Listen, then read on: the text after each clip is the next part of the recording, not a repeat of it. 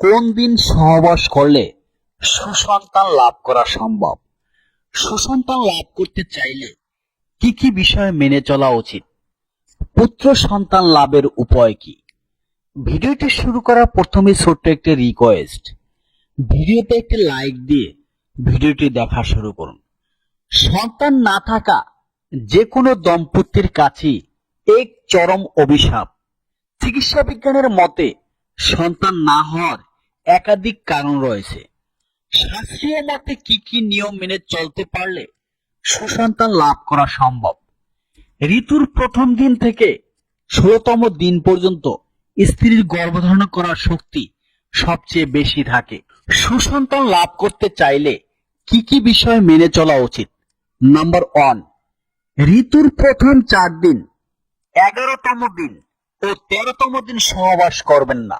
Number 2, এই 6 দিন বাদ দিয়ে বাকি 10 দিনের মধ্যে গর্ভধারণ করবেন। নাম্বার 3, এই 10 দিনের মধ্যে যতদিন বেশি পরে গর্ভধারণ করবেন সন্তান তত বেশি সুস্থ ও বলবান হবে ও তার পরম আয়ু বৃদ্ধি পাবে।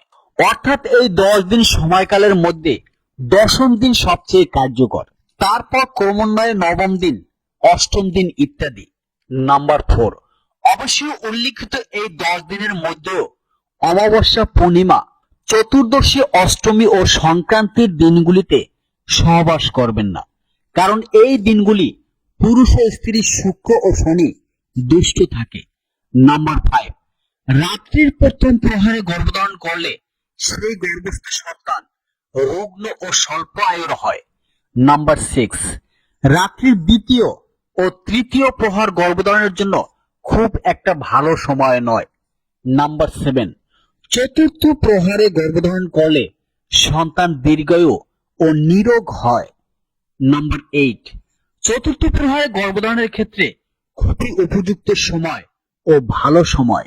নাম্বার 9, সোমবার, বৃহস্পতিবার এবং শুক্রবার রাতে সহবাস করলে খুব ভালো।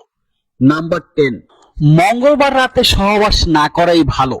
নাম্বার 11, সকাল, সন্ধ্যা এবং দ্বিপ্রহরে সহবাস হানিকারক।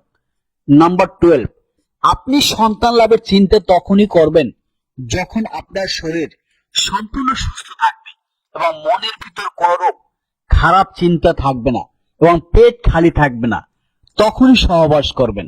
নাম্বার 13, পায়খানা, প্রস্রাব, খিদে ও পিপাসার্থ থাকা অবস্থায় সহবাস করা উচিত নয়। নাম্বার 14, যখন সন্তান গর্ভে আসবে তখন ধর্ম চিন্তা ও সৎ চিন্তা করলে সন্তান ধার্মিক ও সুখী হয়।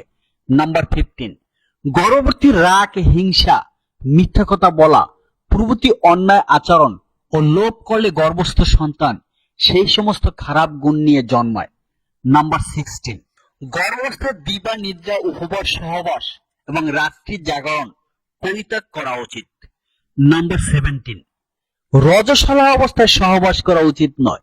এই সময় সহবাস করলে গর্ভধারণ হলে এই সমস্ত সন্তান স্বল্পায়ু অসুস্থ হয়। নাম্বার 18, গর্ভের 4র্থ মাসে গর্ভস্থ সন্তানের অঙ্গ প্রত্যঙ্গ চৈতন্যের প্রকাশ পায়।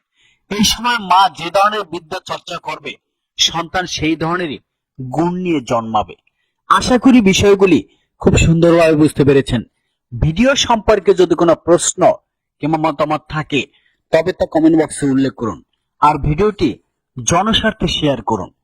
এতক্ষণ সাথে থাকার জন্য ধন্যবাদ।